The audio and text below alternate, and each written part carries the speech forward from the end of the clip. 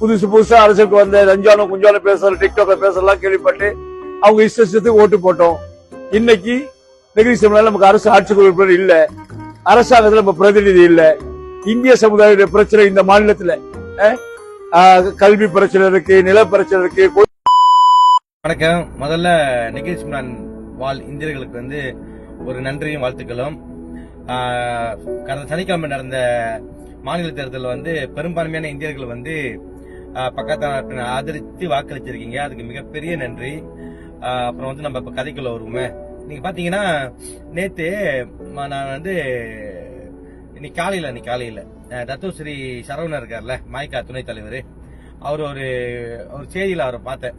அவர் சொல்லியிருப்பாரு, அப்பயே படிச்சு சொன்னோம், பாரிசானுக்கு வாக்களிங்க, மித்தவங்களாம் ஜெயிச்சு பாரிசான் நல்லா அடிச்சுக்கிட்டு இருக்கு, மித்தவங்களாம் ஜெயிச்சு நம்ம தூத்துருமா நம்மளுக்கு ஆட்சிக்குள்ள இடம்லாம் போயிரும், நஞ்சானும் குஞ்சானும் பேசுறதை கேட்டு பக்கத்துல நீங்க மாத்தி போட்டீங்க அப்படின்னு.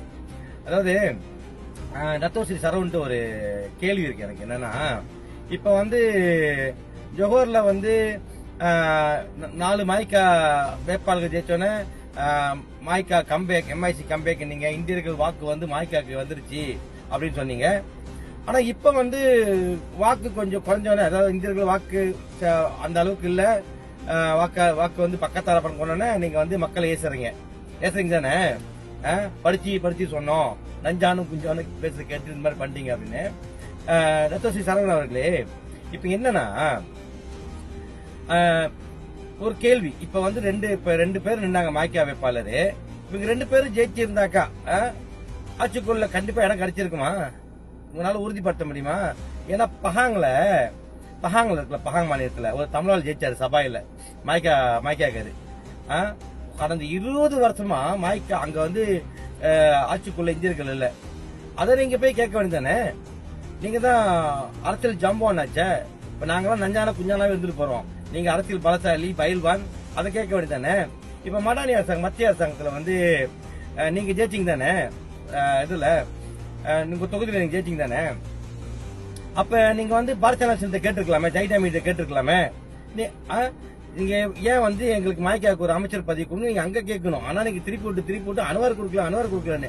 ஆனா பார்க்க போனா நீங்க பாரதிய கூட்டணி பாரதிய தான் கேட்கணும். நீங்க தான் பலசாலி ஆச்சே. நீங்க தான் பலசாலி. ஒரு பிரதிநிதி இருக்கீங்களா, தாப்பால ஜெயிச்சிங்க, ஒரு பிரதிநிதி இருக்கீங்க, கேட்டிருக்கலாம். அதே மாதிரி பஹாங்ல வந்து ஒரு பிரதிநிதி இருக்காரு, ஆட்சிக்குள்ள இடம் கொடுத்திருக்கலாம். சரி, இன்னொன்னு நான் கேட்கறேன், இந்த டோன் ஜரம்பாண்டாங்க இருக்குல்ல, அதுல நீங்க தான் ஜெயிச்சிட்டு இருந்தீங்க. நீங்க அதுல தோத்ததே இல்ல, மாய்கா தோத்ததே இல்ல. அந்த நீங்க பயில்வானு பாரதிய தலைவர்கிட்ட பேசி எங்களுக்கு ஜரம்படாங் தொகுதி தான் வேணும், எங்களுக்கு சிறப்பான செய்ய வேணும்னு சொல்லி கேட்க வேண்டியதானே. அங்க கோட்டை விட்டீங்க, கோட்டை விட்டு எவ்வளவோ பாதுகாப்பான அதெல்லாம் விட்டு போட்டு தோக்கிறதுல போய் உங்களுக்கு கொடுத்தாங்க, அங்கேயும் போய் நின்று தோத்து விட்டு மக்களை எச்சரிங்க. தத்துவஸ்ரீ சரவணன் அவர்களே, நீங்க இதே மாதிரி பேசியிருந்தீங்கன்னா இன்னும் உங்களுக்கு வந்து இந்தியர்களை வாக்கு குறைஞ்சிக்கிட்டே இருக்கும். நன்றி, வணக்கம், வாழ்க வளமுடன்.